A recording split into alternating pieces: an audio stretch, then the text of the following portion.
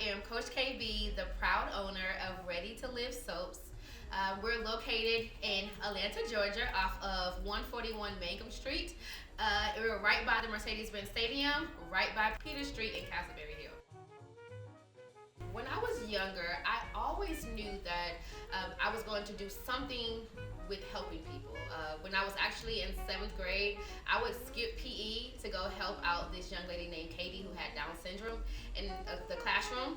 And I would literally do that every PE for my whole 7th grade year. And I just loved working with her. That's a true story. And I would do that. And I've always been a person that helps someone. Even in my corporate career, I worked in talent acquisition, so I helped individuals with jobs. So I've always been in a space to help, but I never thought that I would be in a space like soap making. That definitely was not something I thought that I was going to be either a radio host or a famous director.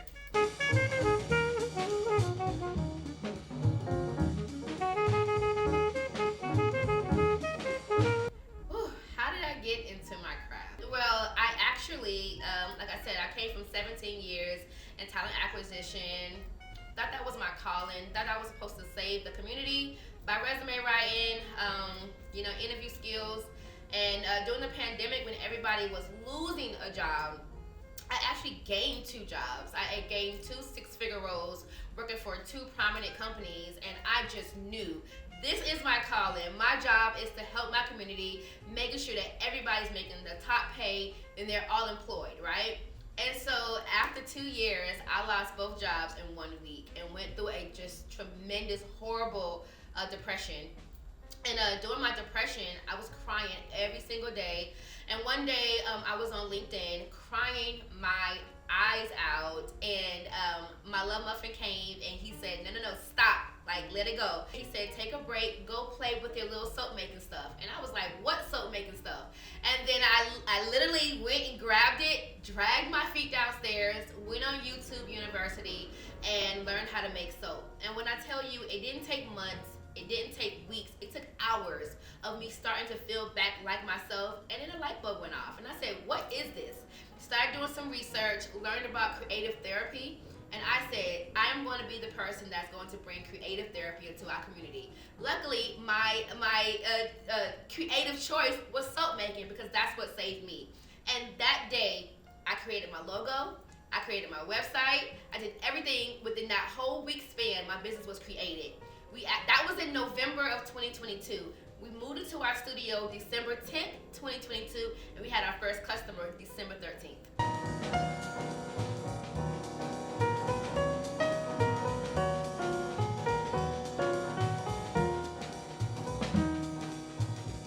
How has my workflow changed over time?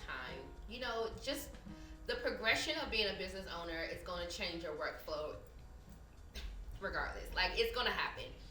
For me, when I first initially started, Ready to Live Soaps, my ultimate goal was just to have something therapeutic for people to come and have a good time.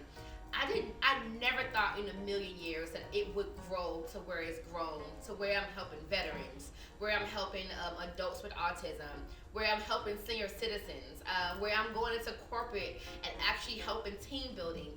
So that has really changed my workflow. I thought I was going to just be in the studio, teaching my sessions, and that's it. I didn't know that I was going to be traveling. I didn't know I was going to be invited to retreats and going to do different conferences and things like that. I never could have imagined that. My whole workflow changed from having different modalities throughout the week than just doing it on Friday and Saturdays. So I just think the natural growth of our business, which is a great thing to happen, just naturally pushed me to change my workflow.